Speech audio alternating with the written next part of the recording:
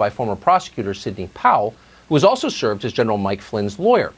For more than a week, Powell has been all over conservative media with the following story. This election was stolen by a collection of international leftists who manipulated vote tabulating software in order to flip millions of votes from Donald Trump to Joe Biden. The other day on television, Powell said of Trump that when the fraud is finally uncovered, quote, "I think we'll find he had at least 80 million votes."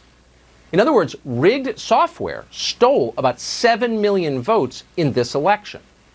Here's some of what Powell said today about the software. One of its most characteristic features is its ability to flip votes. It can set and run an algorithm that probably ran all over the country to take a certain percentage of votes from President Trump and flip them to President Biden, which we might never have uncovered had the votes for President Trump not been so overwhelming in so many of these states that it broke the algorithm that had been plugged into the system. And that's what caused them to have to shut down in the states they shut down in. That was a few hours ago, but Sidney Powell has been saying similar things for days. On Sunday night, we texted her after watching one of her segments. What Powell was describing would amount to the single greatest crime in American history. Millions of votes stolen in a day. Democracy destroyed. The end of our centuries-old system of self-government. Not a small thing.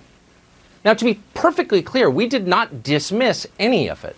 We don't dismiss anything anymore, particularly when it's related to technology. We've talked to too many Silicon Valley whistleblowers. We've seen too much. After 4 years, this may be the single most open-minded show on television. We literally do UFO segments.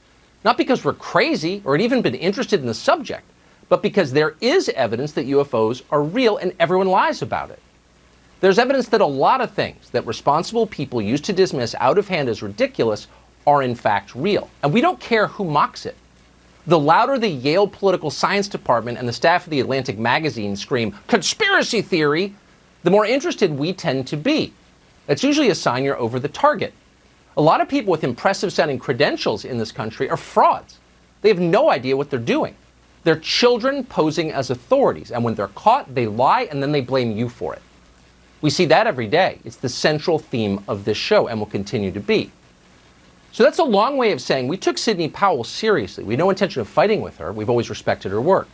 We simply wanted to see the details. How could you not want to see them? So we invited Sidney Powell on the show. We would have given her the whole hour. We would have given her the entire week, actually, and listened quietly the whole time at rapt attention. That's a big story. But she never sent us any evidence, despite a lot of requests, polite requests, not a page. When we kept pressing, she got angry and told us to stop contacting her. When we checked with others around the Trump campaign, people in positions of authority, they told us Powell has never given them any evidence either, nor did she provide any today at the press conference. Powell did say that electronic voting is dangerous, and she's right. We're with her there. But she never demonstrated that a single actual vote was moved illegitimately by software from one candidate to another. Not one. So why are we telling you this? We're telling you this because it's true. And in the end, that's all that matters, the truth. It's our only hope. It's our best defense. And it's how we're different from them. We care what's true, and we know you care too. That's why we told you. Maybe Sidney Powell will come forward soon with details on exactly how this happened and precisely who did it. Maybe she will. We are certainly hopeful that she will. What happened with the vote counting this month, and at the polling places in Detroit, and the polling places in Philadelphia, and so much else, actually matters. It matters no matter who you voted for. It matters whether or not you think this election is already over. Until we know the answers to those questions conclusively and we can agree on them, this country will not be united.